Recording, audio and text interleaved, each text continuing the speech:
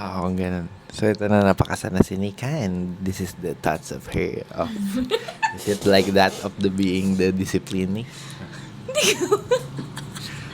Parang hindi ko pa alam kung ano sasabihin ko. Parang zero thoughts pa ako. Take time, buddy. Pero, Ito. Let's get into the series. question mo na lang ako. Hindi. Para may sagot. Hindi, kasi yung sinasabi ko kanina is the idea of feeling ko yung discipline, the more mo na nire-restrain mo yung sarili mo, the more na mas masarap yung nirestraintan mo na bagay. Like example, tangan hindi ako mag-yossi. Or di mo na mag-coffee. As much as coffee. Or kahit ano. Kahit anong kinokonsume natin. And kung i-mute mo yung sarili mo dun. Ako nga personally, music. Hindi ko siya nagagawa everyday. So, fuck. Tapos nung nag-music ako nung minsan, napaiyak ako, man. Puki ng ina mo talaga. Like, mamats. Sabi ko, what the fuck? Parang yun na-realize ko. Recently, personally. Thank you, bye-bye.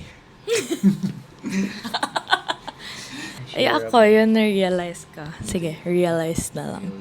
Yun na-realize ko, parang I will always have my younger self a part of me. Na kung ano yung gusto ko, dapat yun talaga yung gawin ko. Parang yun yung gusto ko eh. Bakit ba? Di ba pwede? Parang gusto ko yun eh. Sino ba napigil sa'yo? Yun na nga.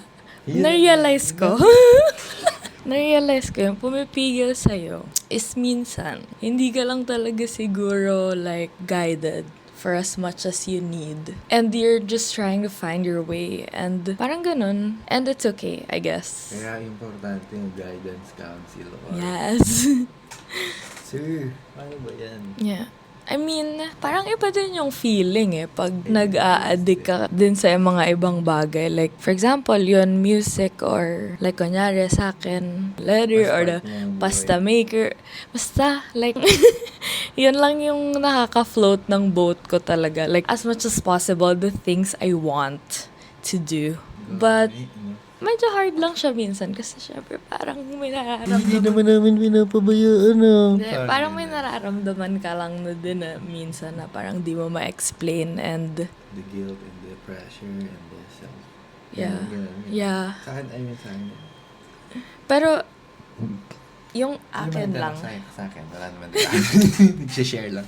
Medyo ka. Then, pero yun sa akin lang. Fuck. Sirete yung Hindi, thoughts. sa'yo yan eh. Sa'yo yan eh. Sige, sa'yo yan. Sa inyo na. Sa Sa inyo na. Okay, Ayoko na. Hindi, sa'yo lang. Sana mapaalala niyo sa amin. Basta. Yun. So, yun lang. And, na-realize ko, like the era kung nasan tayo ngayon. Ito yung mga nagpapatrip out sa akin minsan or napapa-question ako sa world na, yung era ba to? Ito yung history. Like, gets mo? Parang ito yung new generation. Feeling ko ito na yun. Like, naggamay ka di history. Yeah. Because it's crazy now, 'di ba? Parang dami nangyari. And, it's so chaotic.